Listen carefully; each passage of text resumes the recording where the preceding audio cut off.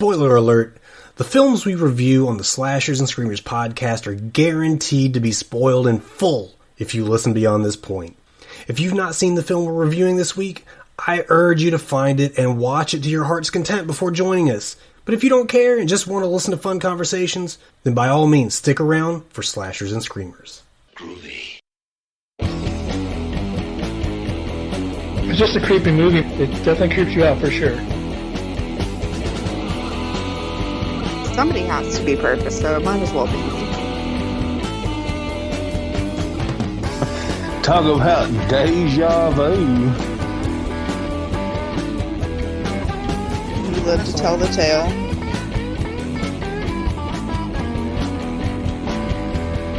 You gotta think like a werewolf. It's the Slashers and Screamers podcast. All right, we are back for another brand new edition of the Slashers and Screamers podcast. I am, of course, Billy Graves. So let's not waste any time, y'all. Let me get my co-host in here because I can't do it without him. I won't, I can't, I shan't. The Godfather of Droll James. Welcome back, my guy. What's up? You know, hey man, we've been out for a couple weeks now. We're rested up. Or at least I feel rested. Do you feel rested, James? Not really, Bill. Fantastic. Well, we had a couple good weeks though. We've done some stuff, right? We went to SmackDown. You came over to watch the Royal Rumble. I did do all that, Bill. Yeah, I can see how it would wear you down. You insulted my salsa. I remember that happening. That wore me down a little bit. I got a carbon monoxide poisoning, Bill. Right now? From cooking this hibachi. Oh, what kind of, what'd you put in your hibachi, man? Chicken, steak, zucchini, onions, squash, okay, and rice. Okay, see, I do it a little bit different. I don't do the onions. I do zucchini. I don't do squash. I do broccoli, and I do mushrooms. And then I do, like a meat or two. Usually mixed with shrimp, though. You didn't put any shrimp in? You're a shrimp kind of guy. Why didn't you use shrimp? Because I didn't want to use no shrimp, Bill. That's a good enough reason. And I forgot to thaw it out. Okay, so there's the real reason. Got for the next adventure some scallops. Okay, so you're doing your leftover meats today, and then your bougie meats next time. I got it. Okay. Well, that's right. Well, let's get Final Girl Casey in here. I know you've been chomping at the bit to get this podcast back up and running. So welcome. Chomping at the bit, but not chomping on scallops because I will die. Oh, so you got them allergies, huh? Yeah. So what happens? Break that down for me. Not to get into your medical history here, but what happens? You accidentally take a big old bite of scallops. What is step number one? So the first time I had a scallop, my tongue swelled and I threw up a lot. And then since then, I've never gotten like a full bite of it. It was either in something or contaminated something next to it. And basically my throat swells up. Okay, I guess that makes sense Uh-huh. because it's. I don't have any allergies like that. I think my younger son, has some kind of allergy that we've never pinpointed because he's like broken out into hives, but he's never had like his throat swell up. So I guess that's pretty common though for shellfish people, right? That the first thing is the tongue and the throat. To my knowledge, I'm not allergic to other shellfish though, because I've never had an issue with any of them, just scallops. Okay, see, it's starting to get a little bit fishy. It sounds like me, like when I was little, I'll tell you this, when I was little, my parents would like maybe stop and get me a Happy Meal or something. and there would be mustard on it. Yum. And I think, my history with mustard's been well documented. I don't like it. I do not like it. I won't eat it. I won't even like scrape it off and then eat it. I'll just throw it away. It's gone forever. But in order to really get the point across to people who might be stopping to get me a sandwich on their way home, I might say, well, hey, make sure you don't get mustard because I'm allergic. And so hoping they would fear for my life, I thought that would get, the point across. So are you allergic to scallops or are you just allergic to scallops? No, they taste good. I like them. Oh. Well, I guess there went my theory. Nope. I am allergic. Well, speaking of shrimp, let's go ahead and get our third co-host in here on the panel. We're talking about the Memphis Maniac, Rick. What's up? We're back. Oh, we are back, Rick. You specifically are back, and it's good to hear your voice. Sounds as puny as ever. Sounds better though, because I got a new laptop and it's destroys my old one. And yeah, so happy about that. Well, Sounds like bragging camp to me. Yeah, there you go. It has commenced. The flag is up. It's almost time to go skinny dipping. Camp is in session. And I'm in school. Rick's School head started in counselor. January, so yeah. Oh, we get it, Rick. You're rich. Yeah, just go ahead and cut it right there. So tell me about this laptop. What's so damn special about this thing? You've been going on for like 2 weeks about it. It's just faster, Has more all the buttons. bigger hard drive, more RAM. Yeah. Okay. Bigger is better, I guess. And it helps your RAM when it's bigger, so that's good. I'm happy for you, Rick. I mean, I saw that Etch-a-Sketch you were working on before. And Yeah. It's pushing 7 years old, so. well, the good thing, Rick, about all this is we're doing, our video chat here. You don't look any better. Hey, I have been walking for my online PE credit course, which is digital walking, so I'm trying to lose some weight, but I don't think that's helping. Man, digital walking sounds like a dream class. Yeah, it is. You just walk and you just do the assignments in the book, and that's it. It's pretty easy. So That might be the easiest class in the history of classes. yeah. Are you actually doing the walking? Yeah, we have to. It's through an app we download, and then we do a screenshot of the 3 times we walk during the week. So you didn't just like attach your phone to your cat's ass or something and let her outside? No, no way.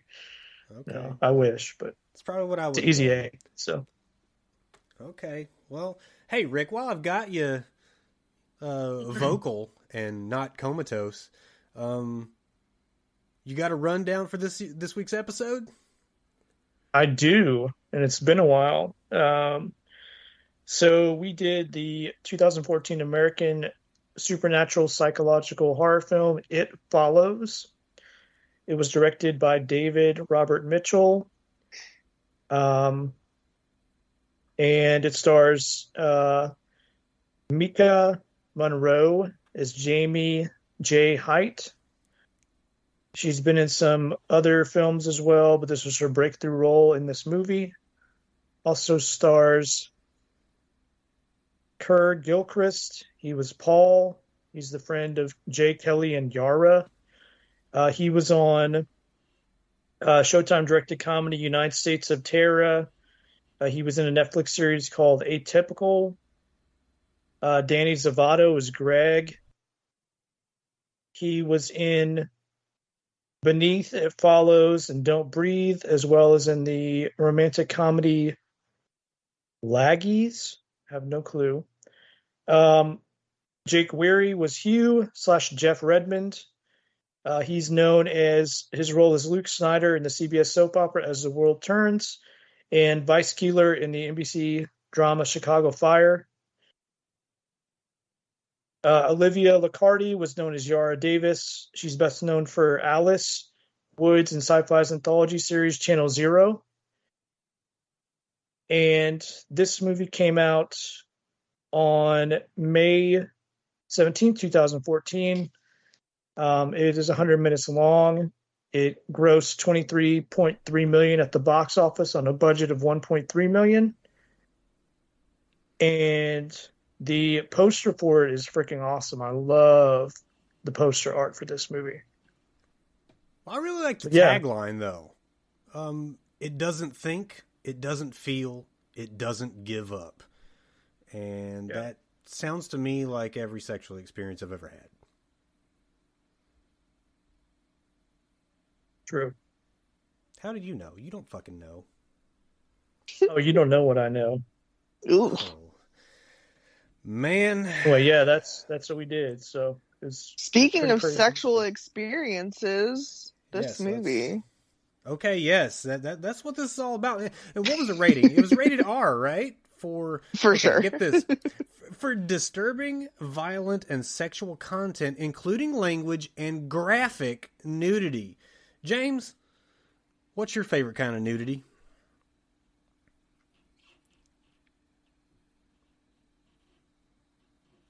Graphic. Busy thinking. That's what I thought you'd say. So yeah, this thing was directed by David Robert Mitchell, and like you said, it follows probably his best known work. I don't think he's got another. Yeah, I don't think he's got another horror film on his resume. He directed. I don't think he has any. I don't know what else he has. He has Under the Silver Lake and The Myth of the American Sleepover. Neither of those are classified as horror.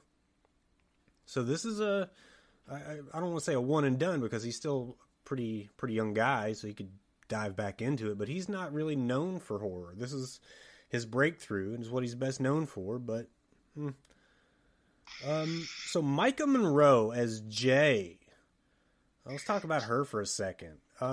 She's a California girl, best known for her roles in Independence Day Resurrection. Did anybody see Resurrection? No. I saw the first one, and that Nope. was it. Just saw the first one. Yeah, I like to pretend the first one's the only one that existed. I know there were a couple Seen it. others. You saw it? You damn right. Was it any good? good? Yeah. Okay. Got that That snow old cone Bill machine. Paxton. Was Paxton in it? Wait, Paxton? No. It was Pullman. I was gonna say, wasn't he dead by then? God. Yeah, he was pretty No. dead by then. Yeah. Pullman, but it's funny when well, it's not funny at all. But Bill Paxton, when he passed away, there were all these memes and I guess photos floating around of Bill Pullman saying R.I.P. Almost like when Nelson Mandela passed away, and they were sharing all these pictures of Morgan Freeman. A lot of people get those two mixed up. People did that with Corey Feldman when Corey Haim died too. That's terrible. Pretty terrible. Leave Gilman alone.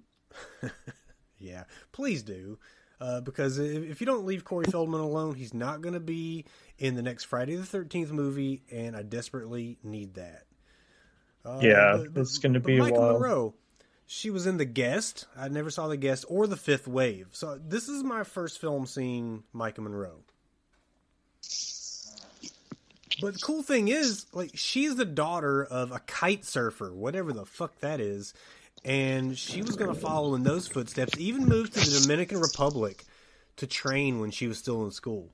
So I would go as far to say as Micah Monroe is not a do-nothing bitch. Yeah, resident bad bitch. Yeah. I've been cat surfing. Have you, James? Yep. They call me Soul Surfer. Oh. Isn't that Bethany, whatever. That's The girl who James. got her arm bit off. James Bryant. Anthony Hamilton, I think. Hamilton, yes. Yeah. Wait, why are all I was three of you in the know on this, and I have no idea what you're talking about? I was terrified of that happening to me when I read stuff about her when I was younger. It's this girl, Billy, who when she was young, like 13, 14 maybe a little older, but she got bit by a shark and lost her arm and continued to like surf, Yeah. not professionally, but like competitively. Was there a movie about her? Yeah, Yeah, for it's sure. got Dennis Quaid, Helen Hunt. Rick produced the movie. Yeah, That's I called directed it. Say that again, James. It's called Soul Surfer. Which is why I connected it. Not to be Nice confused comment. with Silver I see. Surfer. Oh no, I would definitely never confuse the two. I might. I don't watch any of it, but it does feel like I saw Soul Surfer. Don't know when, but it feels like I did. But yeah, we got Keir Gilchrist as Paul. He's a British actor who's had roles in It's Kind of a Funny Story, the 2007 Dead Silence, and if you remember that Ugh. Rainn Dude, Wilson Dead flick, Silence. Oh, Yeah, Dead so Silence good. is fantastic. That movie Yeah, scares the shit out of me. Love that movie. It's so underrated. If it was released today, it would do as well as the Conjuring series did and all those. I think it was released at a bad Well, time. when was 2007? Was that a bad time for horror? It wasn't a good time for that type of horror. Okay. Well, there was never a good time for the Rainn Wilson flick, The Rocker, and that was the other flick that he was in. Oh, that movie did suck. Yeah. What's it called? Yeah, What? The Rocker.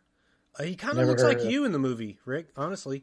The Rocker. Interesting. Yeah, Is he in The a rocking Rocker. chair the whole movie? Yeah. No.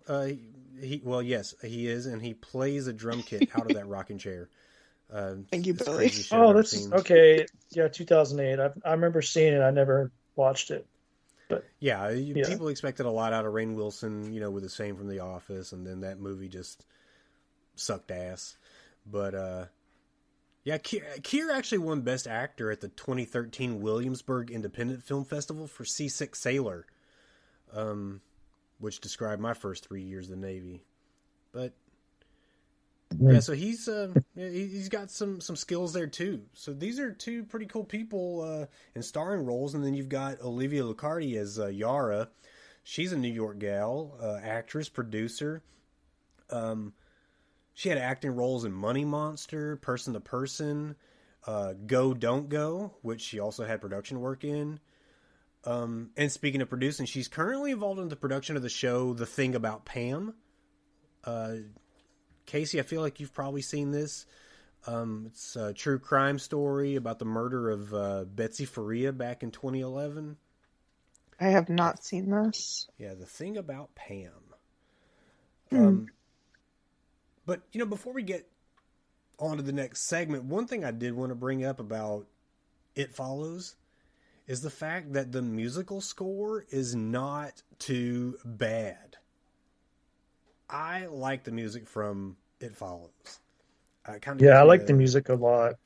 Does it give you like a Stranger Things kind of vibe, or like even goes back to Blood Rage at times? Kind of got the synthesizer. Yeah, it was a very thing very going on. 80s horror synth vibe to me. Yeah, so Disaster Piece recorded the score for this film because the director, David Robert Mitchell, was a big fan of the video game Fez, which dropped in 2012. And, of course, Disaster Piece did the music for that game as well. So the next thing that we've got to do, we haven't done this in a while, guys, we've got to play a round of Crack the Case. All right, I think by now everybody's got the gist of what Crack the Case is all about, so I don't really need to go over the rules. So let's go ahead and get into the case. What say you? You also like music from Final Fantasy VII, Bill. Okay, you know what, James? Since you brought this up, I'm going to go ahead and tell y'all about the mishaps And did I tell you about this, James? I think I did. I've got something to say. I'm sure you do, James. Well, do you want to say it after or before what I say? I want to say this before. By all means. Because Rick is on a health kick. And I've been doing something unhealthy. Oh. So, you know how you can get a box of oatmeal cream pies? I'm aware of that process. All right. Well, I got me a box of oatmeal cream pies, and I take them apart like a Oreo cookie. Okay, like an open-faced cream pie sandwich. And then I take my knife, and I double up on the cream filling. Hang on. You eat these things with a knife? You make a double-decker. Yeah. And then I put so I got one side of cream, then I got another side of cream. And if they don't come off all the way, I scrape the cream off the other ones and just put it together. So it's double cream in the oatmeal cream pie. And then I eat the 2 oatmeal cookies that I scraped all the icing off of. I eat them first, and then I enjoy my super oatmeal cream pie. Okay. I'm glad you called it a super. Yeah, I'm glad you did that. Well, I done this last week. I done this last week with the small ones. I went to the grocery store today and got the big ones. That's part of the process. Yeah. I'm going to make a ultimate super cream pie cookie probably tomorrow. James, is there any Big Deborah is loving you. Big Deborah, yeah, I love Big Deborah. James, is there any way that you could snap a picture of that before you consume it, before you enjoy that? In the meantime, because I'm not really familiar. I'm not really familiar with what you're doing, so let me just Google cream pie real quick. Google. Okay. Oh no! Let me back out of that. Google double-decker. Do that. Rick, has anybody ever given you an upper decker? No comment.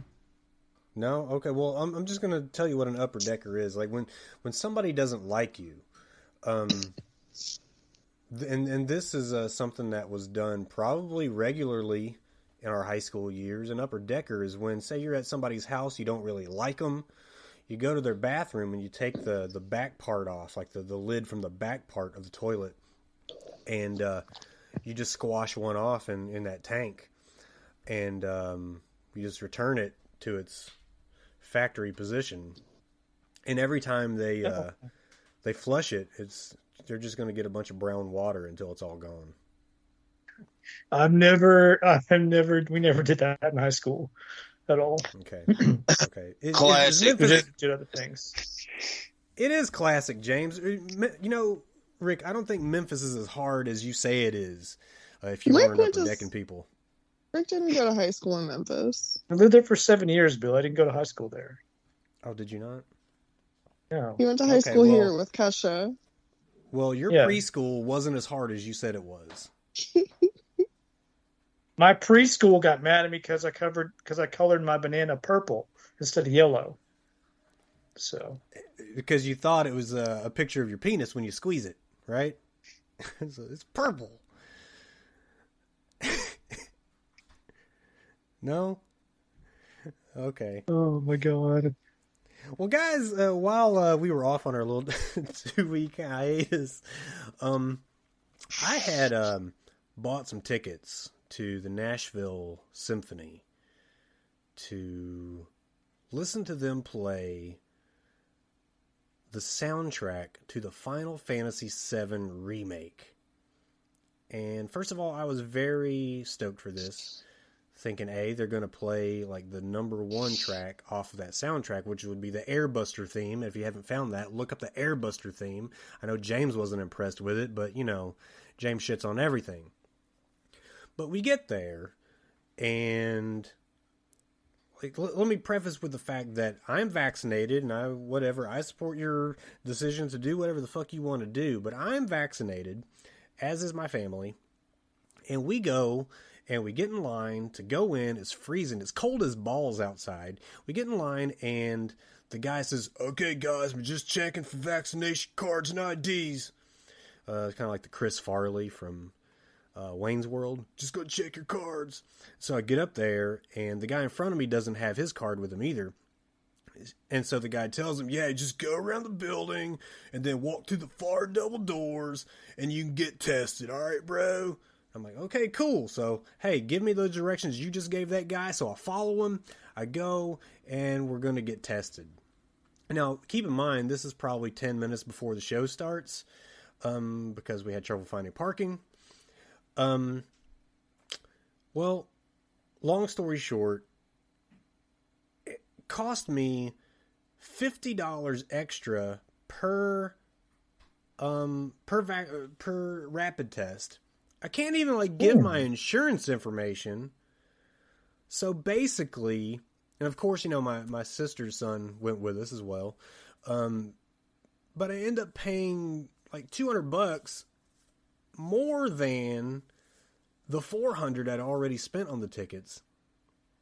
So I just paid $600 for the Nashville Symphony to not play the Airbuster theme. That's crazy. Damn. You know what? Yeah, but hey, it was a really good show. It was a really good show. How do you know that they didn't play the Airbuster theme while you're out there trying to get all your COVID tests took?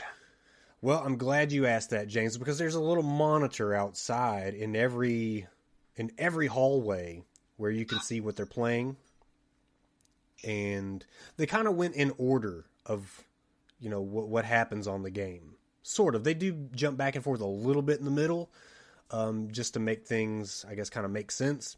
But that first 10 minutes is all about the opening theme where you see, if you're familiar with the game at all, where you see Cloud and company on the train as they're coming into the first reactor. But either way, it was a good night, I'll be honest. But I don't know that I can really say that the parking fiasco to the Nashville Symphony was quite as bad as the parking fiasco going to see SmackDown. James, we had quite a time, son. What was the fiasco at SmackDown with parking? Oh, it was just impossible to find parking. We drove all over this parking garage and couldn't find anything. And Where'd you park? Well, in the garage, finally, but we ended up, doing so much of a circle that we got kind of not really lost in the garage, but we ended up about to go out the exit and had to back up all the way, I don't know how many feet, probably 150 feet, just to pull into another place. We finally found a place, but it's less dramatic a story than the Final Fantasy story. But living it was shitty. It was parking is shitty. bad down there. It's horrible. Say that again, James. You just had to have been there. And I hate telling a story like that. You just had to be there. But in this one, you just had to be there. And I would have felt sorry for anyone who was there. And that's me. I felt sorry for myself. But let's jump into this case, guys.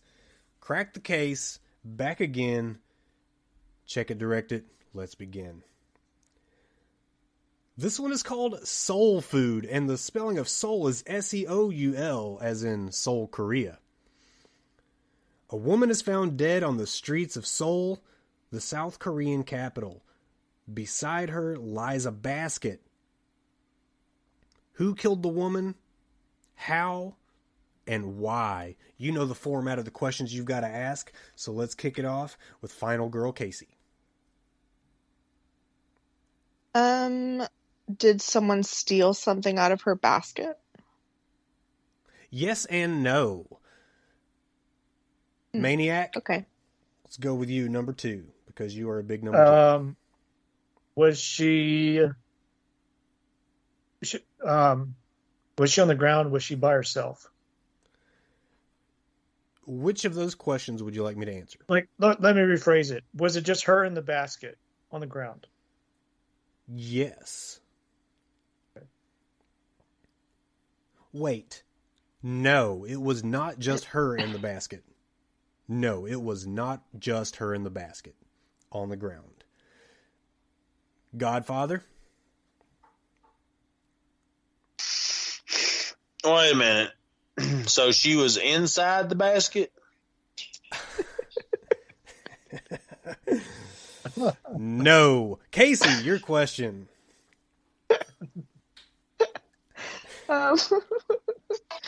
Is her location being in Seoul relevant to her death?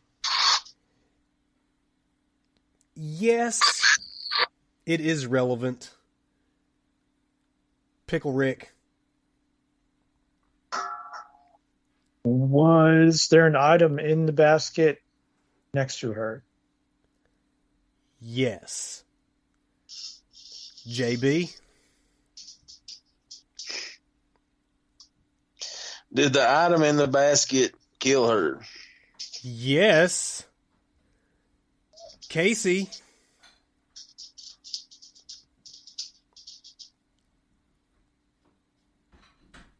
Was she killed via blunt force trauma?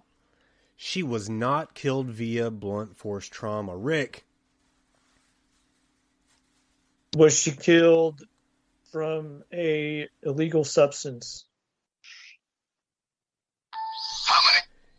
It was not an illegal substance that killed her. James? Was it a fall that killed her? It was also not a fall that killed her. Now, 3 rounds are in the book, so let's go with clue number 1. The woman was betrayed by someone she knew. The woman was betrayed by... Yeah. The woman was betrayed by someone she knew. Casey, your line of question. Was she strangled? She was not strangled. Although How I would the love fuck to did this strangle girl her. die? I know. That's part of it. Ricky? Was she poisoned? She was poisoned. She was poisoned. And I hate this answer because somebody's going to have a problem at the end, and it'll probably be James, Mr. Outdoorsy, who complains about me saying yes here. But I'm going to say yes, she was poisoned. James, your question.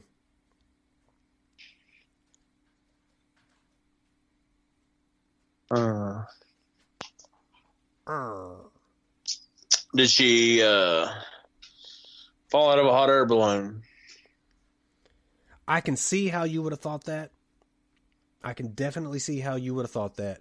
But I'm going to go ahead and just say, no, this doesn't have any fucking thing to do with a hot air balloon, James. Nothing at all. Last round before the second clue comes out. Casey, your question.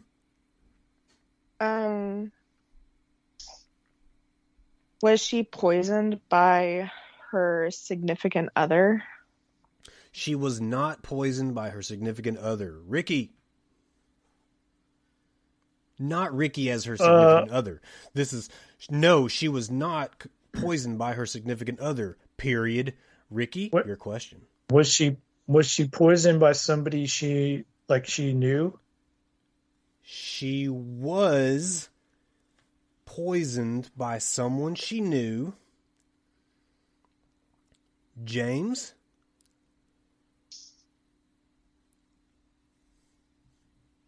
Was she poisoned by her boyfriend? I already asked that. Her husband. I do not know this lady's marital status, as it is irrelevant, but it was not the boyfriend slash husband slash significant other who poisoned her. So that is second round of that one. The next clue is too late. Something in the basket struck the woman as odd, and quotations are around the word struck. Too late. Something in the basket struck the woman as odd. Casey? When you say she was poisoned and you kind of clarified that it's like a technical poisoning, was she given food that she's allergic to? Kind of like we were talking about earlier? No. No food in this case. Rick? Okay.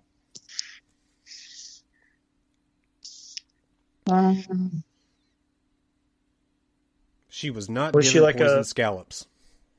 Was she a younger woman, older woman? Oh, yeah, she had huge tits too, Rick. You wouldn't believe it. No, You wouldn't believe it. That is irrelevant. Jables? Nice. There's a snake in my basket. Somebody put a snake in her basket, Bill. Hello? You dirty... Hang on, you rat soup eating bastard. I am mulling this over. I know it's right, Bill. Well, the mystery is who killed the woman, how, and why. There's your how. I don't know. Yes, a venomous snake. Soup eating turd. A venomous snake was placed in her basket. Damn, I'm good. That is the how. Since you got that, we haven't really been doing the solving thing. Try to solve the whole thing. Stab in the dark, I guess. The who and the why. Who? So you know who did it? I do know who did it. And it wasn't her boyfriend. Think, James, think. Where was she at? Seoul, Azteca? We've been there before, Bill. We have been to Seoul, Azteca. To answer your question, no, she was not at Seoul, Azteca, which is a wonderful Mexican restaurant here in Franklin, Kentucky. Big props to y'all. Casey, your question. Seoul, Azteca.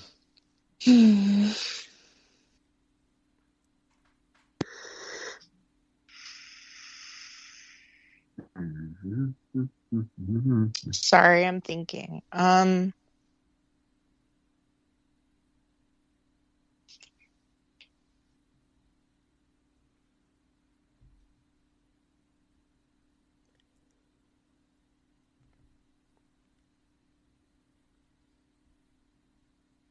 Does the clue part saying too late signify something?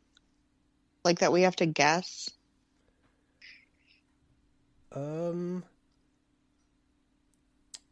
Not anymore. Okay. I think that part is what was explained by the snake. Oh, okay. Yeah. It was too late that she noticed the snake, right? Rick, your question.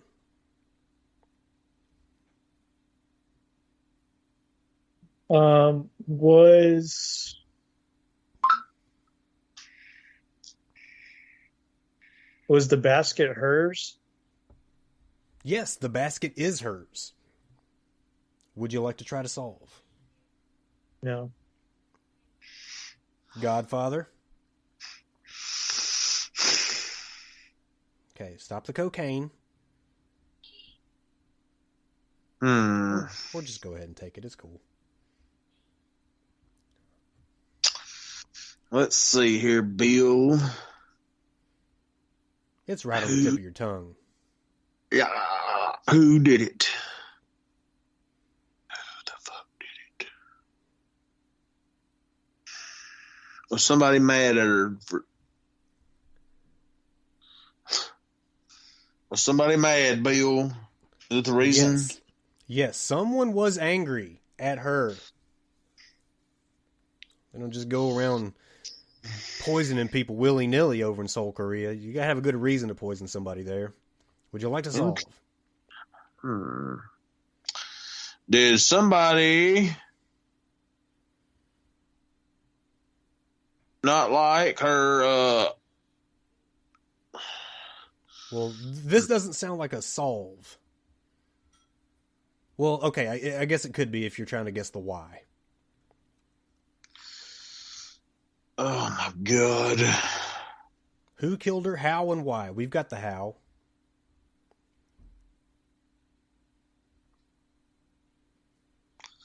Was there ding dang and ping wang? There absolutely was not. Casey, your question. I don't even know what that means.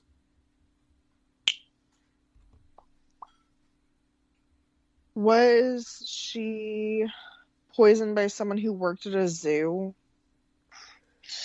It was a dentist. It was not a zoo. Ain't no zoos in Thailand. It's in South Korea, and there probably are. There are probably zoos everywhere, James. Yeah. They don't have zoos in Costa Rica. I feel like that can't be true. It is. Google it. Zoos are outlawed in Costa Rica. They're illegal. Oh, okay. It's in Costa Rica. Costa Rica is a zoo. Have you been to you haven't been, but their flora and fauna Belize is close. Amazing. Amazing. Like they got some of the Central most America awesome rocks. animals there. Yes, it does. Yeah. Someone in the zoo. I don't mean like zoo as in like a madhouse. I mean like they have a huge variety of wildlife there that you might not even think that such a small place would have. But yeah, they've got beautiful stuff there. Rick, your question. So you're saying it's just a zoo down there? I'm just saying that they've got a lot Where of was stuff. this at? Naturally, you don't have to close them in. Costa This is Rica South has Korea. a lot of zoos. They are not illegal. Venezuela? It's probably illegal there.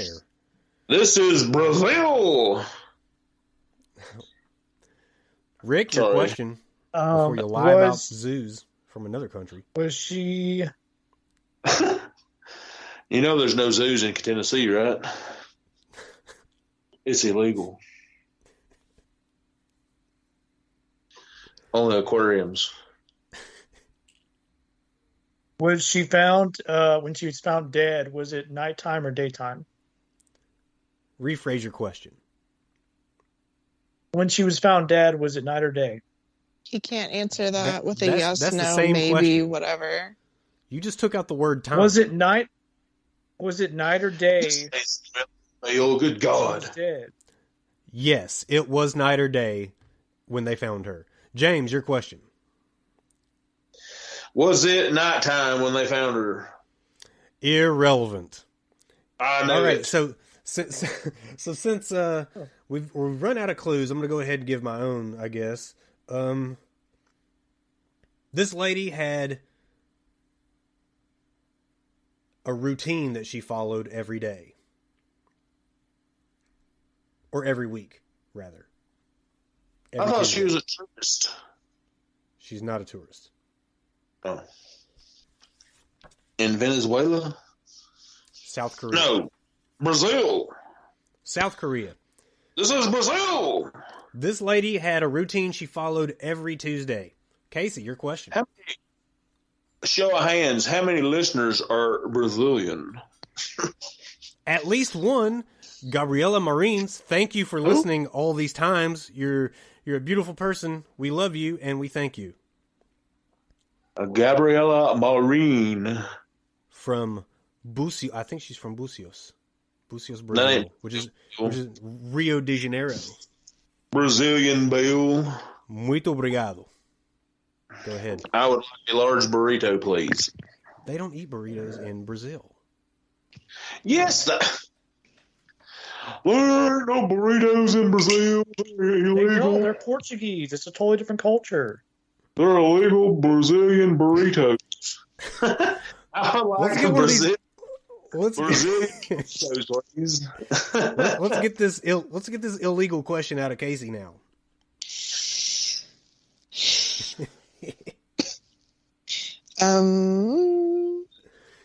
That was irrelevant. I'm about to. When I get back to my phone, I'm gonna look up if they got burritos in Brazil.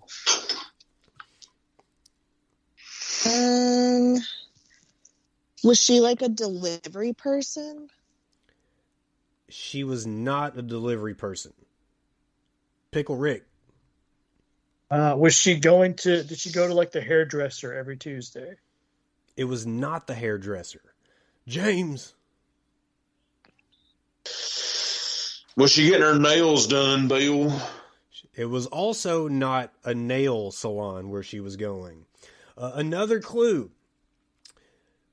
Many things divide people and their ways of thinking in every country. This method may be the most polarizing.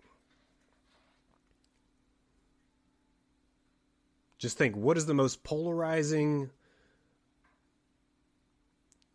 way of thinking in most every country you've ever heard of? It would be your what beliefs? I am polarized. You are a polar bear, James. There's no polar bears in Brazil, Bill. Nor are there gray elephants in Denmark. Yeah, there he is. There's elephants in Brazil. They got everything. Bill, you know what's in Brazil? Bill. Tell me. I bet I know. What's in Brazil? Dog man. Dun, dun, dun. Oh. It turns out I was wrong. Well, you were probably really close. They come up through Brazil, Bill, the dog man do, and walk into Mexico. No. How do they do that without papers? Come out of Brazil. Because they're dog men, Bill. They fucking hide and shit. Oh. Through Mexico, up through Kentucky, or Texas, through Louisiana, into Alabama, Kentucky. Up through Tennessee, into Kentucky. Land between the lakes. Listen. Suck it. Who on earth starts off in Brazil and says, you know where I want to go? Kentucky. Well, Bill, they migrate, okay? They have a migrating pattern, just like a bird does. Okay. I stand corrected. But you guys have still not answered my question. This polarizing thought process. What divides people in any given country the most? Their what beliefs? And politics. There you go. All right, let's go down that route. Casey, let's start the question with you. Does it have something to do that it was South Korea? I don't know. Well, I think Casey's asking South Korea as opposed to North Korea. Correct. Was she up there on the line, Bill, that line that separates them? I don't think so, but you're going in the right direction. And she stepped over the line? Casey, would you like to try to solve?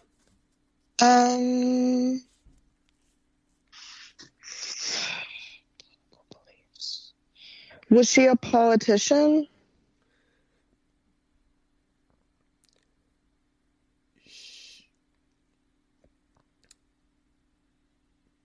I guess that's not a solve. Yes. Well, okay, we're going to give you the question anyway. Like, she is a politician in the form of being part of the ruling regime. That's a politician. Yeah. Well, not always. Like, royalty is not necessarily politicians. They're just part of royalty.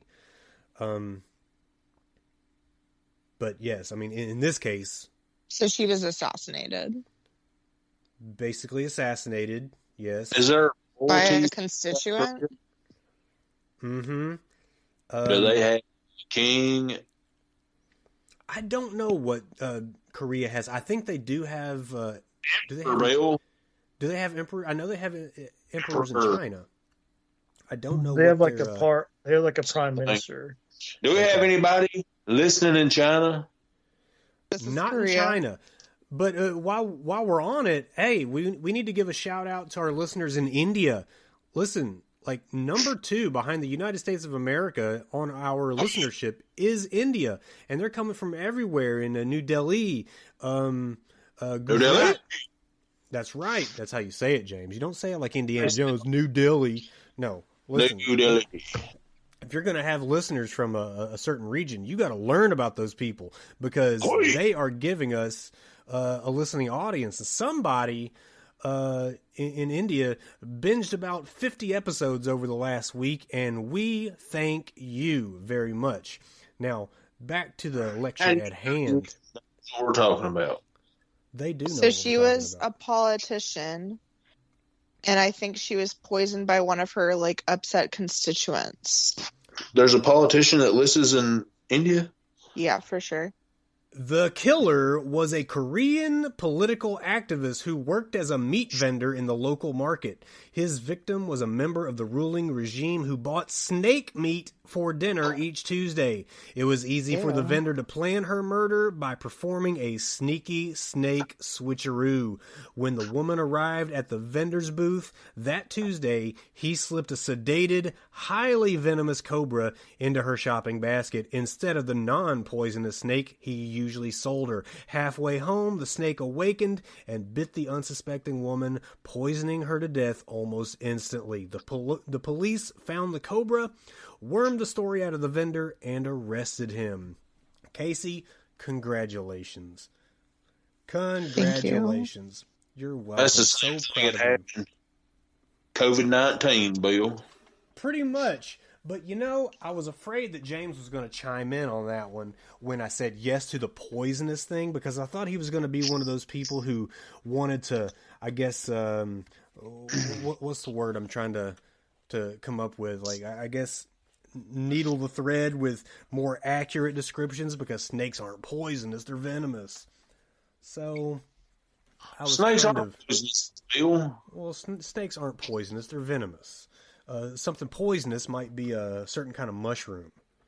Like if you eat it, how you die.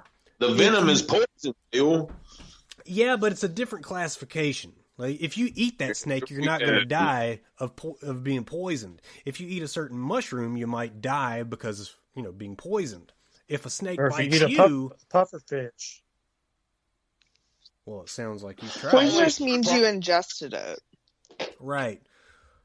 If something's poisonous, you die if you eat it. If something's venomous, you die if it bites you.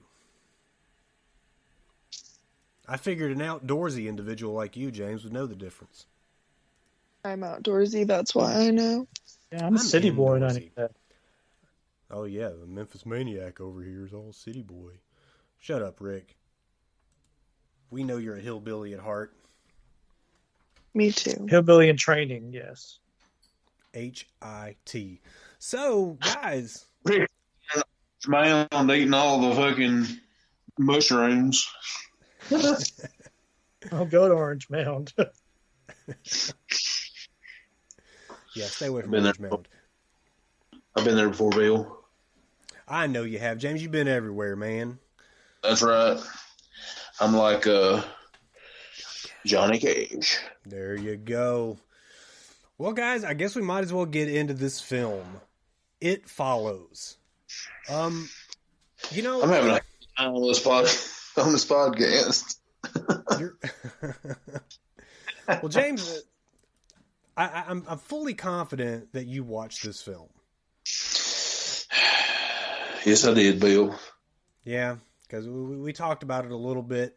Of course, I made sure that we saved everything for the podcast. But you remind me every damn day. Yeah, I might have. Unintentionally. Completely unintentional. But let's talk about... I guess this film takes place in kind of a small... So it takes place in what? Like a small Detroit. kind of town? Is it Detroit? Bill. I can't understand a damn word you're saying. I said Orange Mound, Bill. It didn't take place in Orange Mound, I can tell you that. I know it did. Yeah, it's in Detroit. Casey says Detroit. Old Rock City, huh? Yeah, Detroit Rock City, but hey, it's almost like it took place in a suburb of Detroit because everything looks kind of small townish. Like, but we know the story revolves around some young adults, maybe late teens. Kevin Nash. He's from Detroit. Jay goes on a date with someone who's 21, so you figure she's within a couple of years of that age, probably. Okay, I was thinking like she's in college, so okay. See that's my question. I was thinking high school, but I didn't really pay a lot of attention. Well, I didn't know. I mean, I didn't know. I didn't know if they're adults, if they're consenting adults or not. Well, she was in college, I think. So okay, so that sounds about right. Then young adults, late teens, 18, 19. But yeah, let's jump to the characters. Jay, who's our main character. I can't remember her full name, but Jay for short. We meet Hugh, who's Jay's boyfriend for a very short time in the film. There's Paul, who's Jay's friend, who obviously still wants it. And Greg. And of course there's Greg, who's kind of, I don't know, he seemed kind of to me. I don't know. What does that mean? I don't know. I can only feel it. I can't explain it. Like he just gave you the ick? He just gave me the ick, man. Yeah. But yeah, this is a quiet suburban town part of Detroit, I guess. It doesn't mean it's going to stay quiet.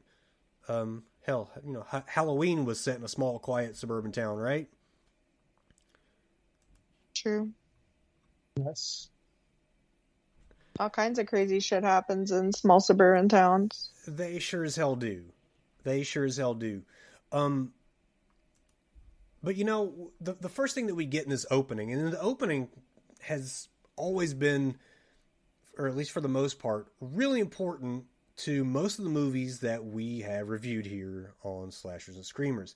But this time around, we get a girl running from her house where her dad doesn't even know what's happening. So automatically we're thinking, well, shit, if dad doesn't know what's going on, I sure as shit don't know what's going on. But then she runs back in, apparently grabs the car keys, and drives away in a panic. She goes to a beach. A car approaches as she's telling her parents she loves them, which if your kid runs out of the house telling you that, they love you, good shit's not about to happen. And then we cut to a gruesome shot of the same girl lying dead with her leg bent in a way that shouldn't be. And so this opening has at the very least got me intrigued, if not invested. Like, this is a great buildup of suspense. I agree. I picked this movie, and part of the reason I picked this movie is because it was on my mind. I follow a Twitter page that any of our horror-loving listeners should follow. It's Best Horror Deaths, and it'll show just like a minute or two clip from different movies where characters die, which it can be a little spoilery, so like have that in mind. But they showed the opening sequence to this movie up to the part where you see her leg bent the wrong way, and she's clearly dead. And I was like, shit, that's a really good movie. I haven't watched that one in a while, and it prompted me to select it for this. Well, without giving anything away yet, because we've got to build up to work up to, I enjoyed this movie. I enjoyed it for what it was. I love the music. Had you seen it before, cast. Say that again? Had you seen it before? I had not. I'd seen... Oh, okay. I'd seen it floating around, and I never, just for whatever reason, never clicked on it. It was always something that was on my list, stayed on my list, and just never got watched. But what triggers these events, I guess we don't realize that it is the triggering event until it's, too late. It's already happened. But Jay and her boyfriend Hugh have sex in his car while they're on their date. Okay, and we don't know that this is the changing point at the time it's happening. Like, we have an idea because we know it's the synopsis of the film. If you know anything about the film, you probably already know that something's getting passed through the act of sex. And I guess the proper way to talk about it is with the build-up. I guess Jay and Hugh are going to catch a flick. And they're playing a game called the Trade Game. I don't think I've ever played this game. It's not... I mean, I like to people watch and make observations.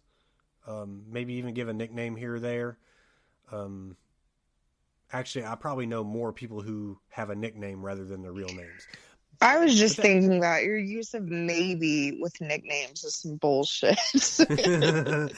Yeah, it's a problem I have. Not one that I'm seeking counsel for. But they're playing this trade game where basically... Well, Casey, can you explain the trade game? Yeah, so as Jay describes it, she says it's a people watching game. And basically, you're with someone else. You pick someone in the area that you're in to trade lives with. Mentally, you think this, like hold it in your brain. And the other person I Spy has... kind of a situation. Correct. The other person has 2 shots to guess who you pick and why. This game seems pretty hard. I've never heard of this ever. Yeah, me neither. It seems simple, but I mean, if you're in a room full of people, you look around and I have to guess who you're thinking. Yeah, low percentage, probably hard to win, but I guess that's what makes it fun.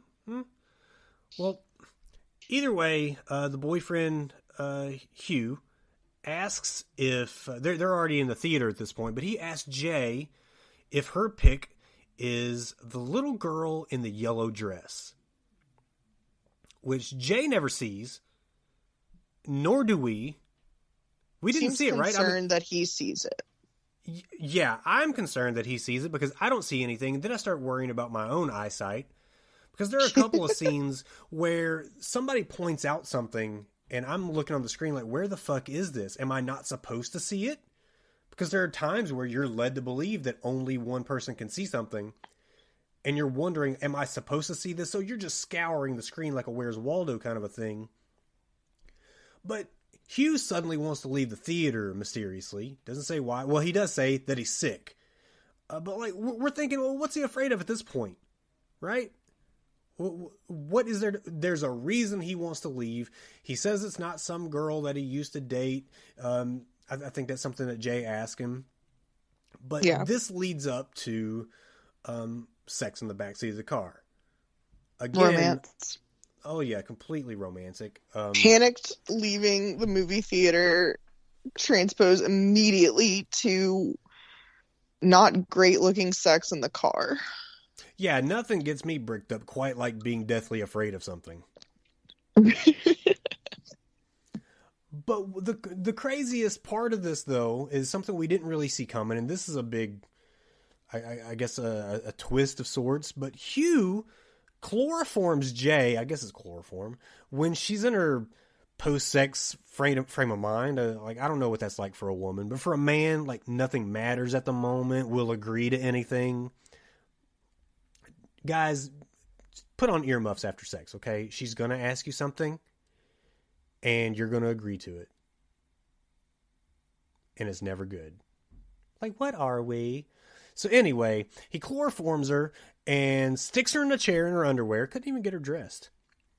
And it's cool. He apologizes, right? So, whatever. I don't think that negates. Does that not negate it? Okay. No, that doesn't trade for trade work out.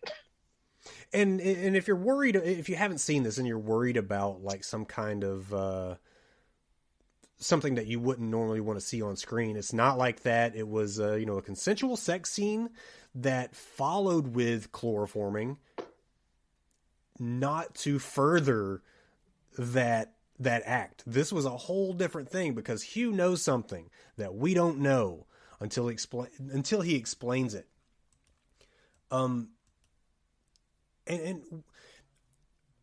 Okay, I guess we need to explain what Hugh is explaining to Jay. So, Casey, take that away. I'm too mad.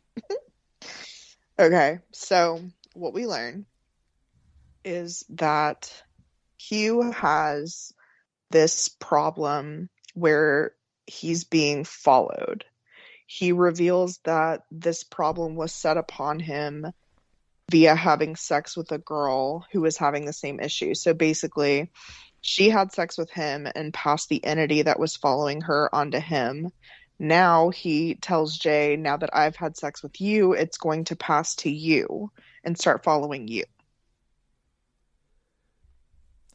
So basically, it's this sexually transmitted entity hunting you down to kill you. And I'm glad you used that verbiage, sexually transmitted entity, because, you know, we got the underlying theme, and I don't want to get too far ahead here, but, like, the name of this film is It Follows. And it, as it is said in the film, seemingly refers to sexually transmitted diseases personified.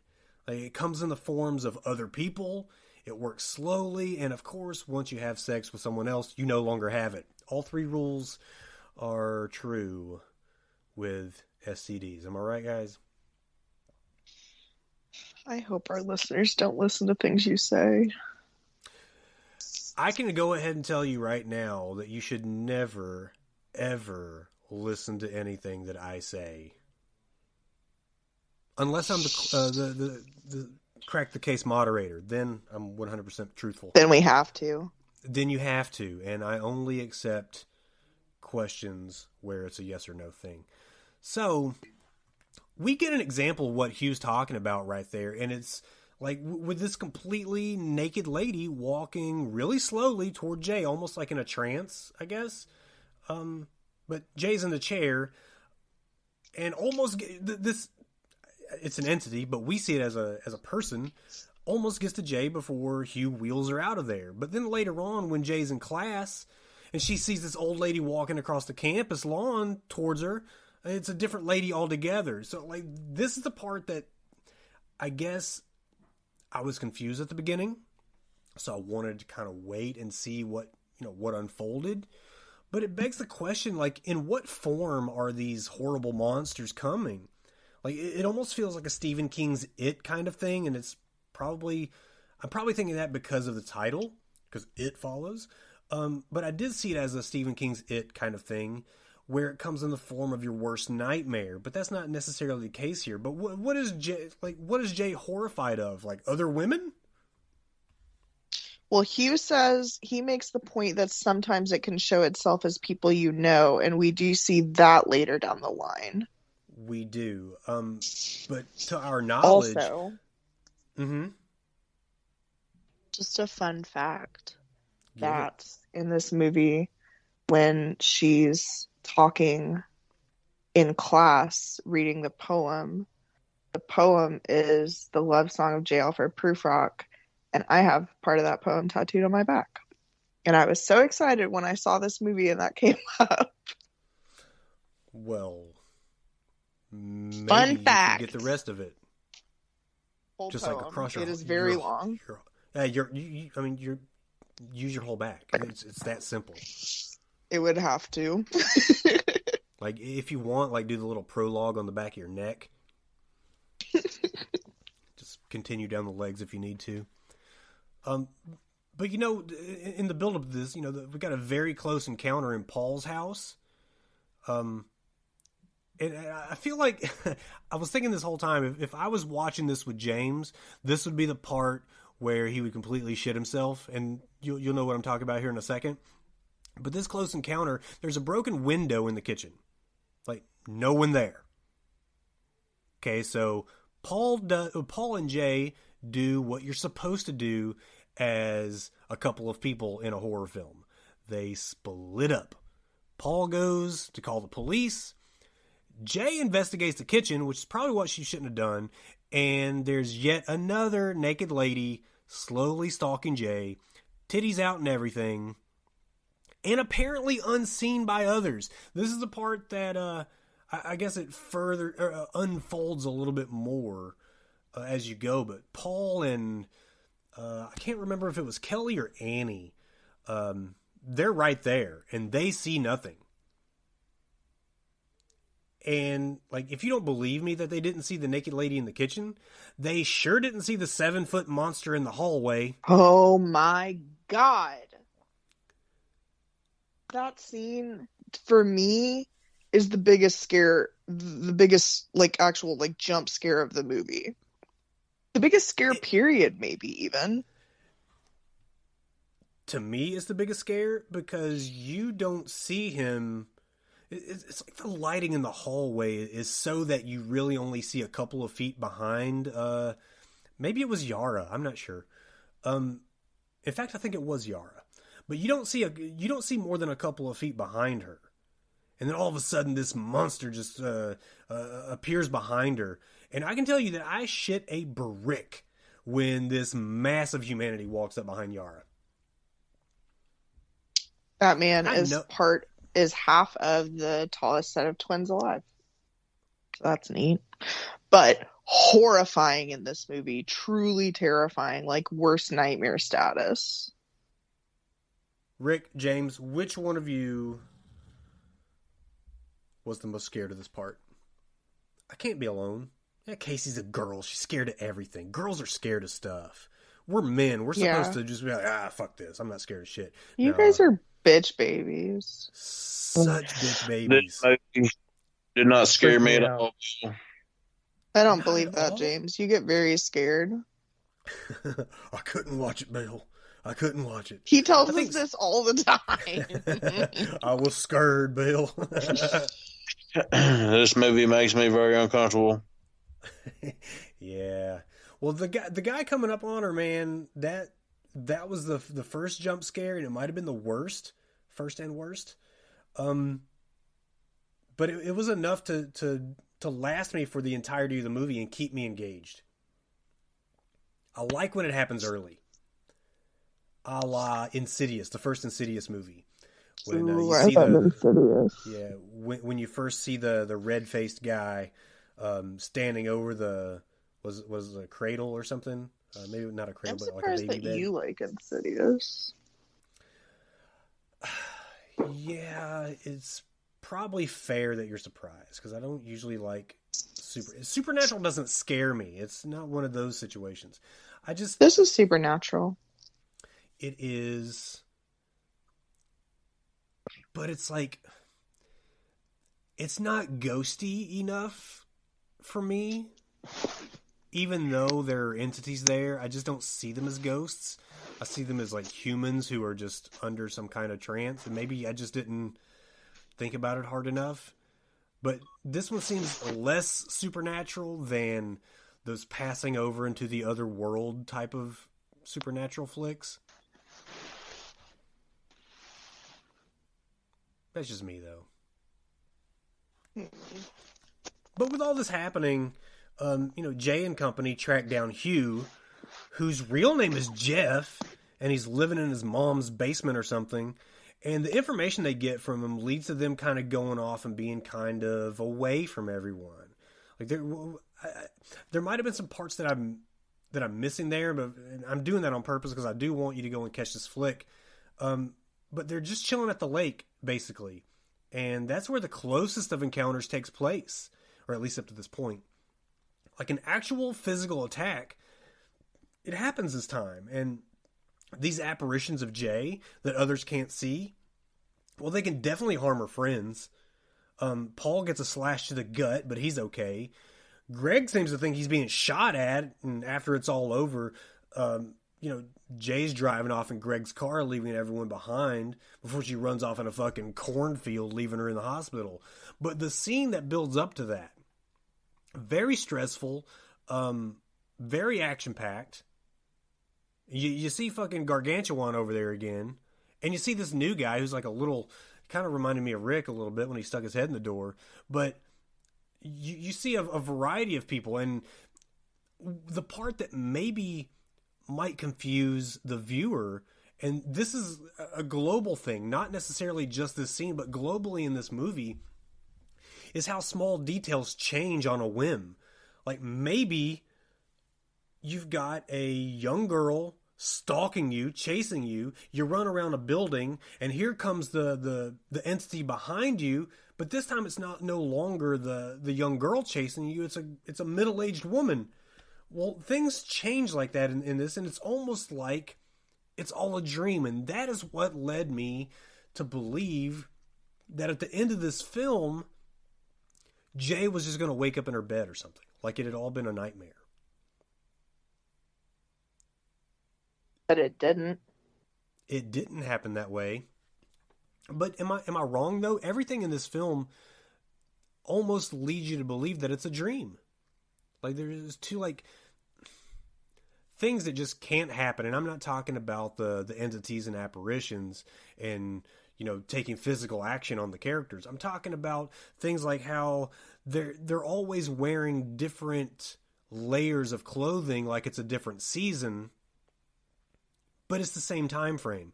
You got clothes like it's cold out, like fall weather clothing. And then you got one girl who's walking around in, next to nothing at the beginning, and they never look like they're out of season. Like they're never shivering like, hey, I'm not wearing enough clothing, or hey, it's damn hot out here. Why am I wearing so much clothing? It always seems like the clothing is just right for the weather, but the seasons are so far apart. And you got the cars. It looks like in some scenes old cars, some scenes new cars. And I guess, you can write that off as, hey, some people own old cars. But it's just what I was thinking throughout the whole thing. Well, a lot of that was done deliberately to make the movie hard to identify, like where it takes place. Because they don't say Detroit, but people in Detroit know it is, and they reference 8 Mile. So it's like hinted at that it's the Detroit area. But like we mostly see old cars, but then every once in a while we'll see a new one. We see, not a lot of technology as much, but the girl has the e-reader that looks like a seashell and is very clearly like modern technology for 2014. Like when they're there chilling on the couch. Yeah, so the movie, I think makes it purposely difficult, and apparently it did make it purposely difficult to really, lay down when it was, where it was, stuff like that. So that's something that you notice that's accurate to their intention. So that's good. That's a cool thing. Yeah, it was a cool thing they did, but that is what led me to believe that it was all a dream. And I was almost to the point where I was telling myself, I'm going to be disappointed if she wakes up in bed, because it's such a stereotypical ending. Like, this isn't, Newhart. So there's no reason to end the movie waking up in bed and it was all a dream. Gotta have better writing than that. And they did. They had really good writing here. But, once Jay runs off in that cornfield, she's in the hospital, this scene that I'm about to bring up, kind of, I don't want to say I'm confused, because the whole movie is meant to confuse you a little bit, but Greg and Jay have sex in Jay's hospital bed. And I really couldn't tell if it was consensual or not. There's no fight, but she's also looking kind of dissociated, like you do during some traumas.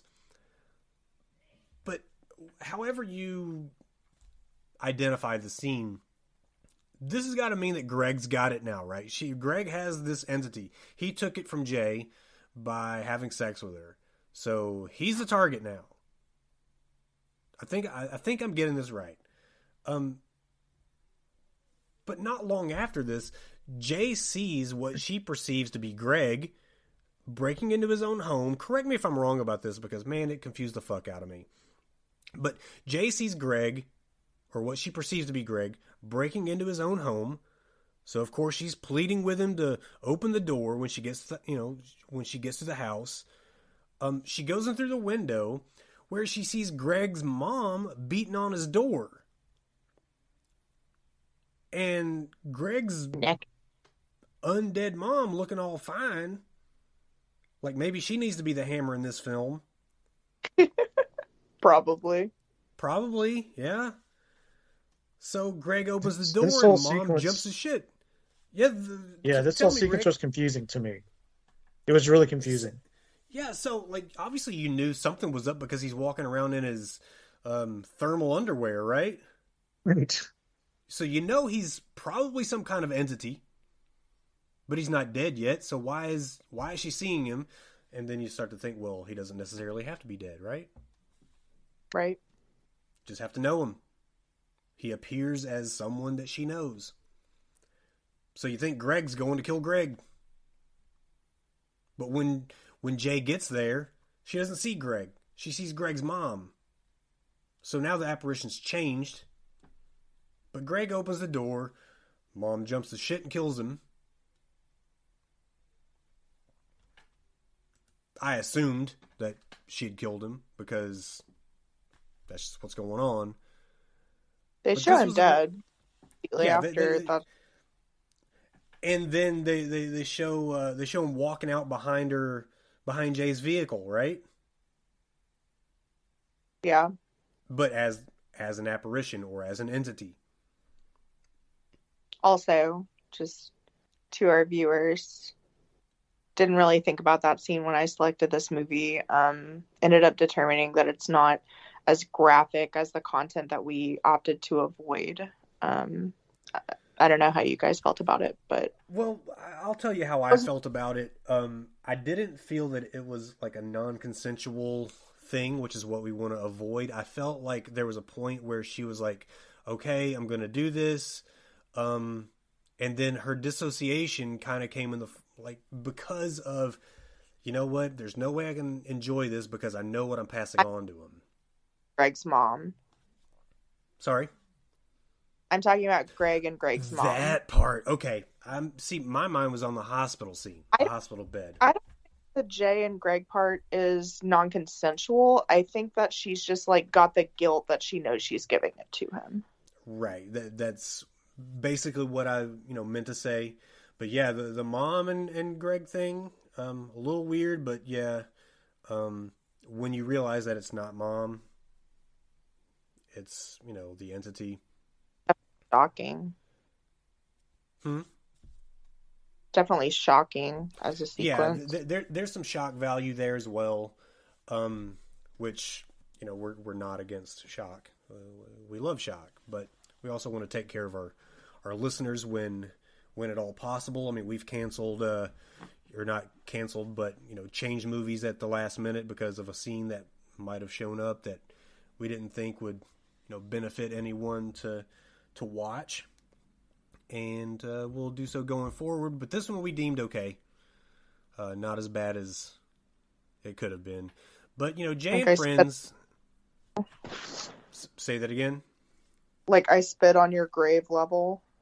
Oh yeah, that is definitely a film we would never in a million years watch on this or review on this podcast. I guess there's a level of comfortability for everybody. I can't tell you what you can and can't enjoy in a horror film.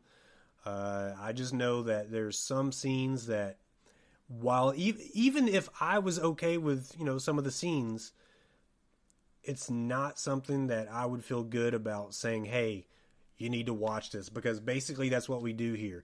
At the end of this, we decide, hey, I would suggest this movie to someone. Well, we're trusting that before you tune in here on Slashers and Screamers that you have seen this film. And with that comes a responsibility for us to put out a film that we would want you to watch before tuning in. So we do our best, and yeah, we might miss here and there, but I think we did okay on this one. But yeah, we've got Jay and Friends posting up nearby, I guess, at some kind of civic center type of facility, and I guess this would be the climax of what's going on here. The civic center type of facility with a pool. They set up this variety. This is a really good plan, by the way. I do like the plan. I like the thought going into it. They set up this variety of electrical appliances around the pool, and they plug them in. And you know what happens when those things fall in the water, right? Electric shock. Absolutely. And I guess it's really smart if we know what's, following Jay. Moves really slowly. You got to think you lure it into the pool.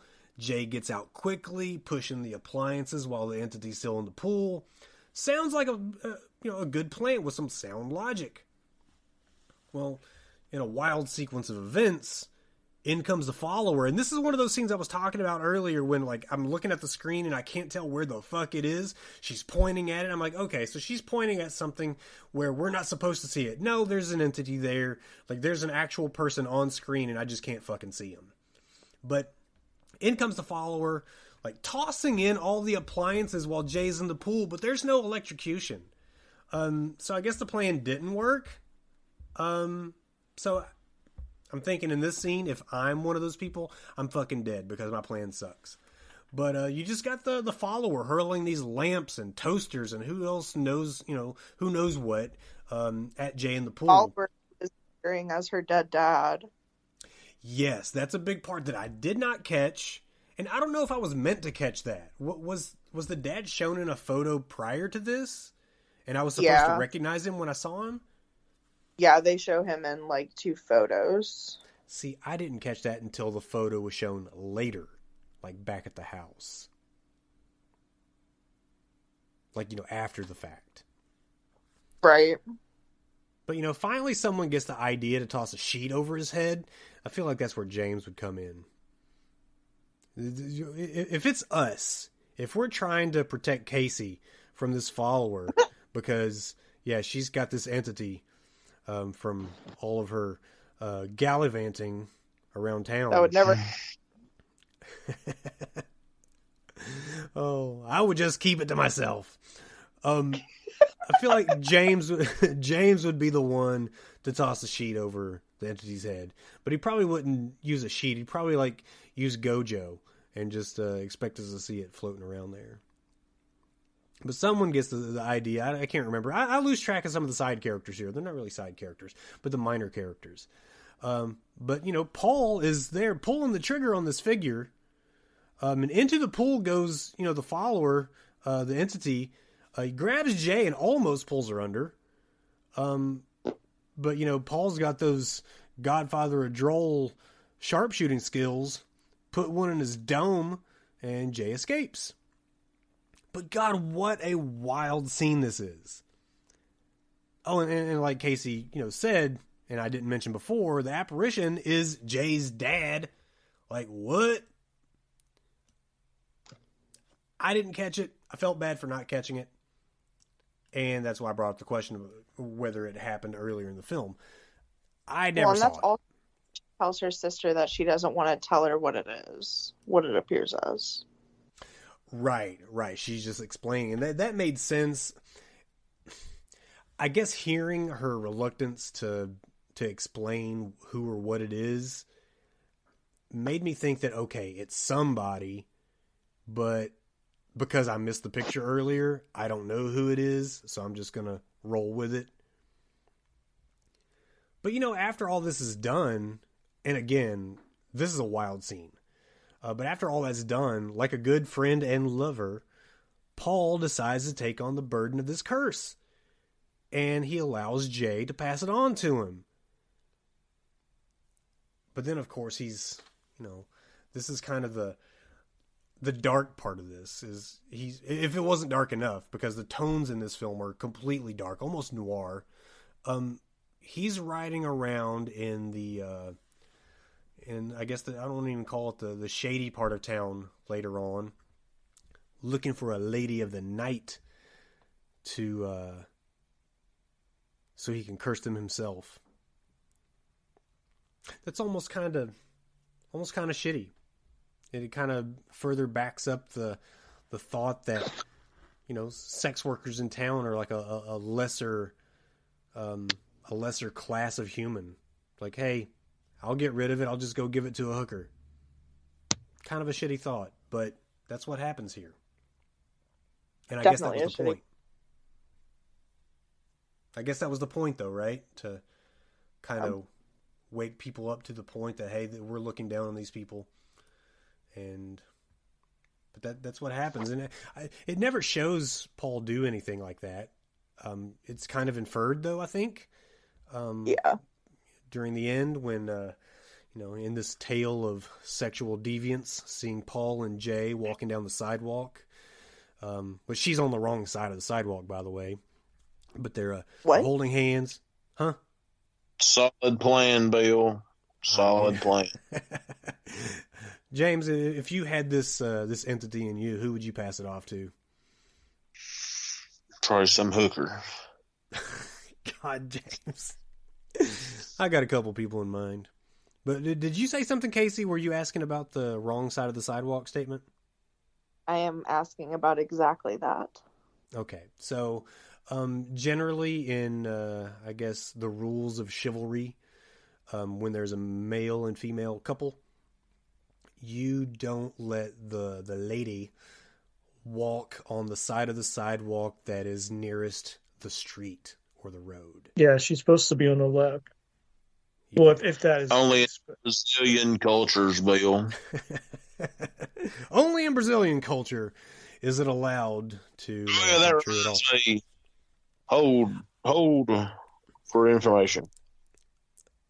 So basically, though, James, correct me if I'm wrong here, but if you're walking with the lady on the inside and like nearest the road, you're basically saying she's for the streets.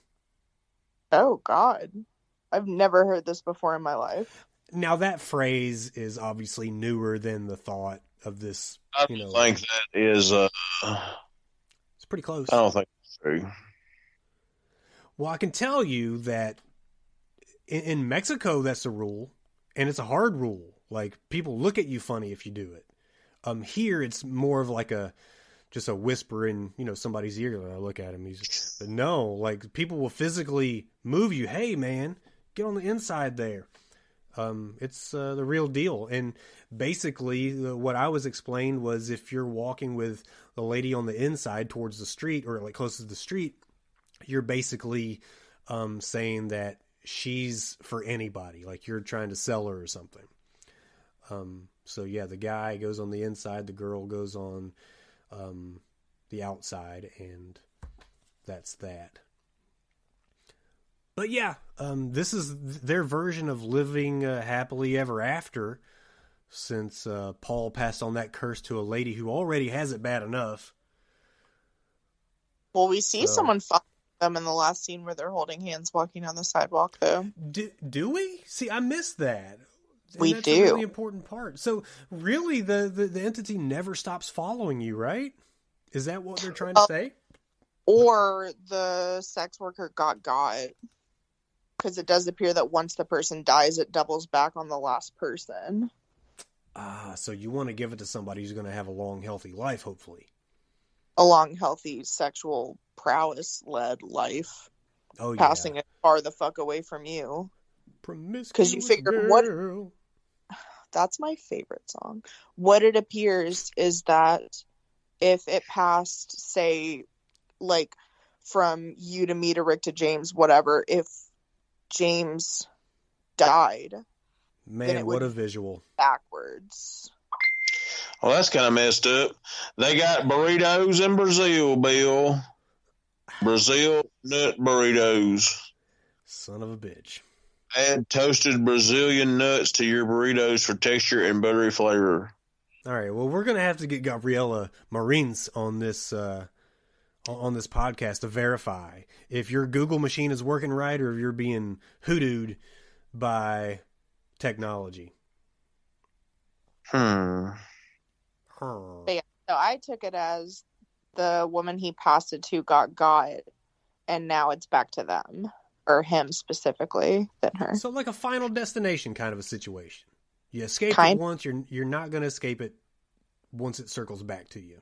Because the only way to get it passed quickly, I would imagine, would be if I told you, hey, I slept with you, you have this, you have to get rid of it. So to sit down and explain to every person it gets passed to what's happening, so people want to pass it quicker. And hope that they believe you. That is blown my mind, Bill. I don't think Greg believed. No, Greg did not believe it. And that may be why he didn't last as long. He was not vigilant. He wasn't. He almost took it as a insanity driven drivel from Jay. And again, that ultimately led to his demise. But you know what, James? You're right. You did blow my mind because I don't think of Brazil as a burrito eating country. Like they have their own cuisine. But you know what? I guess we got to get to our final thoughts on the movie anyway. Burritos, Bill. Good Lord. Oh, my Lord. Why can they not have a fucking burrito? They can, but it's not Brazilian cuisine, James. If we have burritos, but it's not American cuisine, I guess it is because Latin culture is American culture. But you know what I mean. It's not your traditional stuff that made its way out east here. It's always been a part of Western culture because there's always been that Latin influence in the, Texas, Arizona, New Mexico, California area. I guess Brazilians are too dumb to make a tortilla. Oh, see, don't put words in my mouth, James. I wouldn't say that. See? Well, this movie, if it did nothing else, had me looking in the background in every shot. Like, I never knew when someone was supposed to be there if they weren't. Like, that's why I love that scene with Hugh/Jeff when the girl approaches wearing the headphones and he's like, "Do you guys see her?" And they're like, "Well, yeah." But the whole time I watched this movie, I kept expecting the ending to be Jay waking up in bed because his whole film unfolded like a fucking dream. There's the clothing and the cars. Of course, Casey straightened me out a little bit. But you couldn't pin anything down to a time frame. And I guess the fact that I am constantly guessing about these things, I didn't think I was going to like it as much as I did. And I'm pretty happy with this film. I'll give it a solid 7.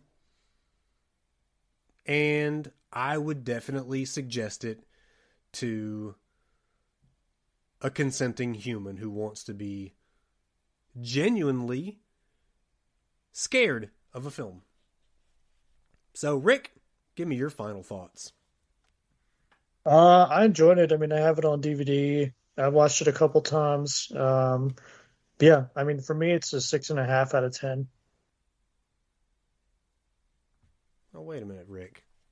You're doing fractions now? Well, fine. Then 6 out of 10, I guess. He rounds down. Yeah, like 5 or above, you round up. No, I'm gonna go with 6. Yeah, it's more like psychological and suspenseful than like horror to me, but that's just my opinion. I mean, that is fair, but there are times that I'll defend something being called horror because if I was in that situation, it would be horrific. No, yeah, I agree with that. I'm just saying there are parts of it, that are... Just think about this, Rick. Someone has to sleep with us. Isn't that pretty horrific? Yeah, it's pretty scary. There's no worse horror. If these listeners haven't seen us, then they just don't understand. Nobody wants this. Nobody wants this. That's why we're all virgins, to avoid the onslaught information that we learned from It Follows. Oh yeah, my kids are adopted. Nobody ever wanted that. Gosh. Okay, James, give us your final thoughts on It Follows.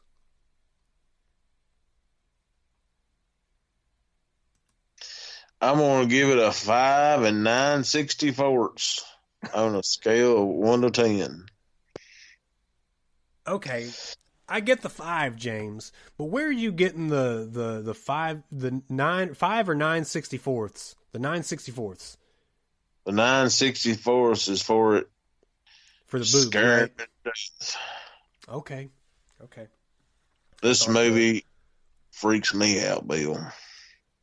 Well, I'm very happy that it does. One thing I can't stand is somebody following me around. The worst part about this wasn't the monsters. It was just the fact that they were following me. That's all right if I see one. If it starts following me, that's when we got trouble, Bill. Well, I'll take that. He goes his way, and I go my way. We're all got right. no problem. Casey, final girl Casey, I need two things from you. One, I need your final thoughts on It Follows, and then I would like to hear some critic reviews. No. Okay. Just kidding. I can do that. See y'all. So that'll do it for this week. Okay, go ahead. I obviously picked this movie because I enjoy it.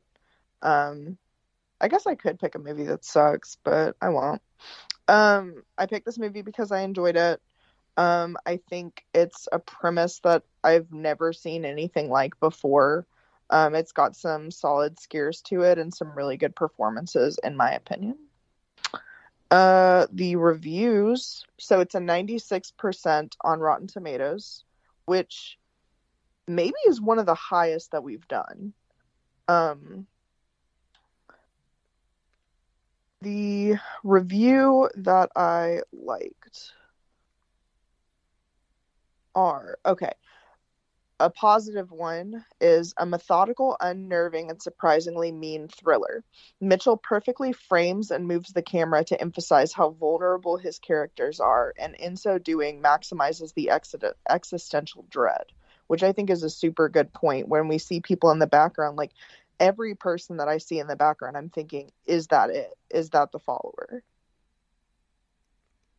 So I liked that review for that reason. A negative review is so many people are being moved to think and feel things that this movie doesn't actually provide, which is usually a good thing. It just didn't happen for me. So basically pointing out, like, people are liking it, but not me, though. Well, you know, I like the fact that it got such a high rating. I don't know what... I think this movie's on Shudder. I'm curious to see like what different communities think about the same film. I need to look for that on Shudder. Yeah. If it's on Shudder. Yeah, because I'm curious because you know everybody wants to be a critic, and when you have groups of people isolated from other groups of people, and you do that when you look at streaming services. You have Netflix, you know, religious people, and then you have Hulu who are religious people. So, you know, the same film can be, you know, given X number of stars on, maybe 3 stars on Netflix and 4 stars on Hulu, and it's a world of difference. That 1 star can be, you know, that's the difference between a bunch of 2s and a bunch of 4s versus a bunch of 3s and a bunch of 5s. You know what I mean? So it's just a thought, but guys, I guess we need to go ahead and sign out of here. But first, we have got to look at what's coming up in 2 weeks, because next week, of course, we've got the Super Bowl. We're not going to record on that night. So it'll be another 2 weeks before, 2 weeks before we get back on here and deliver another Slashers and Screamers episode. But in these 2 weeks, what I would like for you to do is dig up the film out of 1982 by director Amy Holden Jones. That's right, it is female directed, and you wouldn't think so by the content of this movie, but we are going to be watching The Slumber Party Massacre. Getting sleazy, getting sexy, and getting very killy. I hope none of you have seen it. Good God. James, don't complain about an all-girls slumber party, okay? This is a fun movie. I'm going to say that. It's a fun film. Rick has... Never mind, I'm not even going to say it. Rick done said it's a fun film, Bill. Well, we know what that means. The special edition DVD, so... Here we go. I'm just saying, making a statement. Good Lord. Get it on Amazon, y'all. It's a free country. Every movie ever made on DVD.